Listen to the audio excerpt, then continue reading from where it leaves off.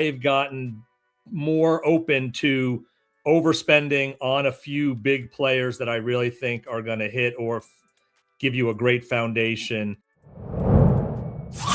Right. Yeah. I mean, I think, as you were kind of laying that out, my initial reaction before you even said it was that I thought maybe catcher would be a little cheaper in Vegas, just because, I mean, it, like, obviously there's still those tier drop-offs within catcher, but I think there's more guys that you just feel perfectly fine having in one of your catcher spots than there were like even 3 years ago.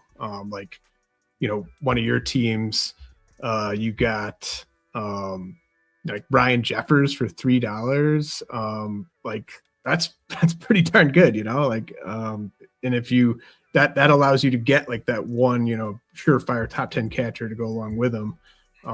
So I think if you were trying to, unless there's like I don't know, like unless you just have a really good read on like the like third tier closers or something like that. You have a guy like, I know you and Mike were all over like Araldis last year at like $12-13, which is fantastic buy. Like if you hone in on someone like that, you could go cheap at reliever. But I think just generally, like if you want to make sure you get everything you want, going a little bit cheaper on like that second catcher might be the way it goes in Vegas. Yeah, you're going to have to make some sacrifice somewhere.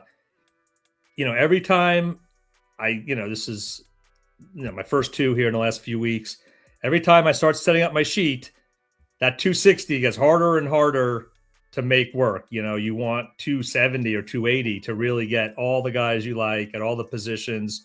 So that's just an important note. You have to have targets, and you got to try to get as many as you can, but you're going to have to take some of your second choices or even third choices in spots because everyone basically has the same targets. There's some variation. So those are the more sought after players. Their prices are higher, and you only get 260. So it's becoming more and more challenging to kind of make it all fit. And you might have to just be okay with leaving light in either a position or a category, and just be thinking through, what can I do in fab? And is that the position or category that I'm okay leaving a little bit light in because I can make it up during the season? Yeah. And I mean, auction, like everything you just said there, like it just reiterates, I think, that auctions, it's such a skill game. Like there's luck involved, obviously, with the injuries, etc. But like you're a very successful auction player. Like you're talking about, like you have to have your targets. I know at Mike Mager's talk at First Pitch Arizona, he was talking about like how one of the most important things to him, if not the most important thing, is just nailing those like $2, $3, $4 buys in the auction. So like it's such a skill game because you see the same people up there, year after year, more or less. So that's what makes it so fun and makes it so challenging. So I'm really excited that more people seem to be getting into auctions, but like you said, people are kind of wising up and stuff as well. I mean, there's a lot more content. I've been one of those people, trying to get some content out there on podcast, and it's good. I'm okay to sacrifice a little bit of the edge for more people to get into auctions, because it is still a pretty small circle of people who play auctions, especially the live auctions. It's a lot of the usual suspects, which is great because it has that home league feel, but they're all really good players, and it's just so hard to get an edge, and you have to really run pure to have success. So having success last year is definitely no guarantee of success this year. I mean, to me, I'm starting from ground zero and have to prove myself again. And yeah, I come in with a little more confidence than I've had in previous years, but by no means do I think it's going to be easy this year. In fact, I think it'll be, much harder actually. Oh yeah, absolutely. So I'm not going to like read through your entire teams or anything like that. But I did. Feel free to say whatever you want. I'm an open book. I don't really mind, but yeah, I mean, obviously there's a lot of players to read through, so Right. focus Yeah. I on. mean, I'll hit on definitely some like specific positions and dollars and stuff here after the break. But I did just want to get, I know you are leaning on projections a lot, especially just trying to find, potential values in the market. And I definitely, as I expected to, saw a lot of players on your team where it's just like, oh yeah, that guy pops in the projections. He's projected to be several dollars more valuable than his snake draft ADP had been before these auctions got underway. And of course, there's hundreds of snake drafts that happen on the NFBC before the first auction. So I wasn't surprised by some of the names I saw, but I was just curious if you were surprised by any of the players that you ended up with on either team. Yeah, just want to say one thing. I lean on projections to derive my valuations, right? So to me, this is a math problem, and the way I think is I want dollar values on players from an aggregated projection set that I've kind of put together. Mine is probably different than everyone else's, even though it's the same projections, and Right. it's really variations on a theme. But I'm trying to get a valuation or a dollar amount, and then I am looking at AAV, and I want to average auction value, and I want to see where there are big discrepancies either way.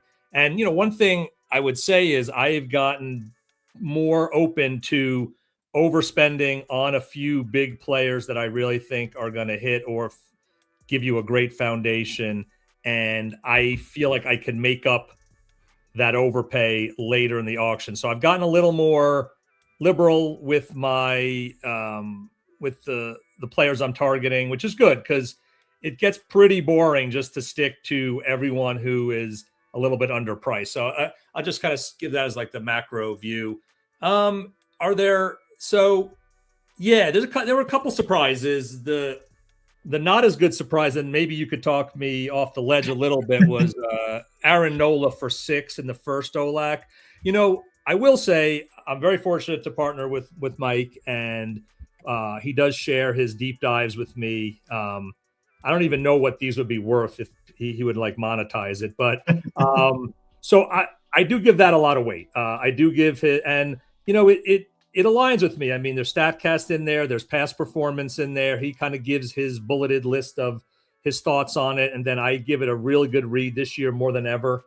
And then I kind of make a few notes of what I think. So Nola got I don't think so for me. But, I found myself in a bit of a bind during the auction. And, that $6 price was decent. But sounds like you're maybe in on him or at least okay with him this year. I don't know if you have any specific thoughts. I know it's the every other year, and this should be the good one, but he was someone I was kind of moving away from. So that was a little surprise that I actually had him on one team. Yeah, I just think, or at least, based on like the DC prices, I thought he was like him and Jack Flaherty, or just like a couple guys that I think are pretty cheap, like 170 plus innings. Nola does have a little bit of like that sort of fear factor of like we've just seen him get lit up in more starts than like your average top 225 like veteran starter. But I mean, just like every single year, his like fielding independent numbers are roughly the same. Like I'm not like the fastball was down a little bit last year. I think that would probably be my one concern, but I just kind of have faith in him. Age 33 season, coming off of like the worst year of his career. Like I think he's at least going to be a guy you start most weeks. I like that. A good surprise was Jackson Churio for 31 in the second auction, especially after I paid 39 for J-Ram. I typically won't like do a 2 for 70 kind of deal, especially two hitters. Usually you'll see me maybe more at the top of the pitching market, and we could talk about that. But it's not a good deal by my file, but it's one of those things. It was in the moment. It was a couple dollars under his AAV. He is a player I do like quite a bit, and I didn't get him at all last year. I thought he was a little bit overpriced, but he had a really good campaign. And the one thing I learned from the first auction was the 4 top hitters, and maybe we'll get into that. I love them all, or they're all good prices, no bags. And then I had a scramble.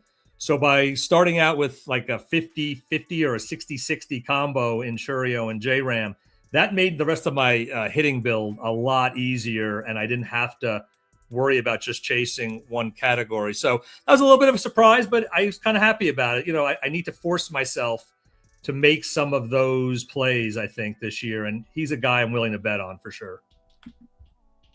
Yeah, absolutely. I mean, definitely feels like, I mean, I kind of think he's sort of just a high floor and a high ceiling player at that price. Like, he's just always going to hit high in the lineup, going to put a ton of balls in play, and definitely going to run. And like, it could be like one of these years he could just have like the monster year.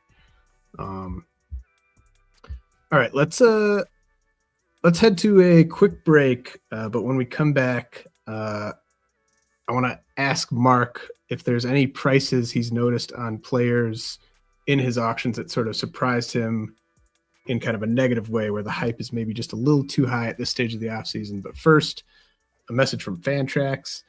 Fantrax is the most customizable fantasy platform in the industry, offering the greatest fantasy experience for your keeper, dynasty, and redraft, and best ball leagues. Coming from another service, Fantrax makes it easy. Fantrax can import any of your current leagues and customize if needed.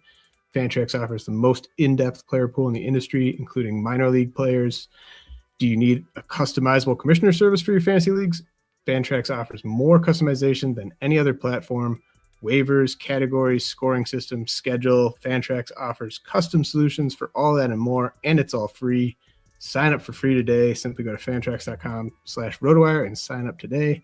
That's fantrax.com/Rotowire. Fantrax, the home of fantasy sports. All right, Mark. So this was the one question I asked you about the other teams in your leagues. But what do you think? Anyone's price just really jump out to you in these early ones, or when you were doing your AAV prep of just kind of like, wow, what's that all about?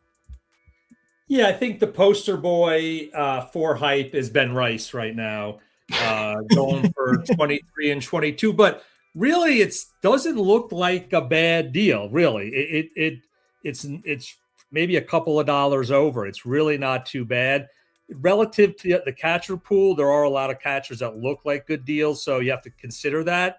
I just don't know. He looks like he's a really good player, should play.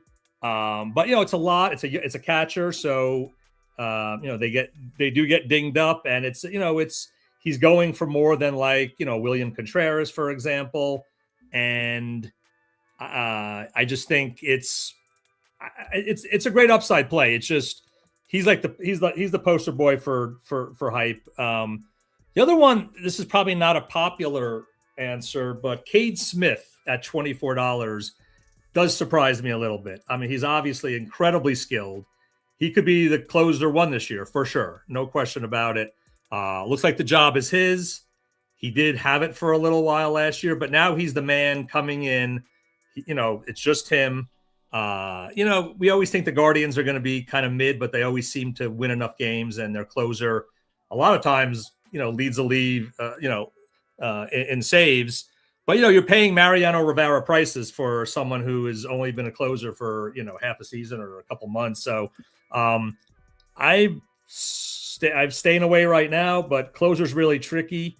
If somehow he was 21 or something, that would pique my interest. But so I would say Rice and Smith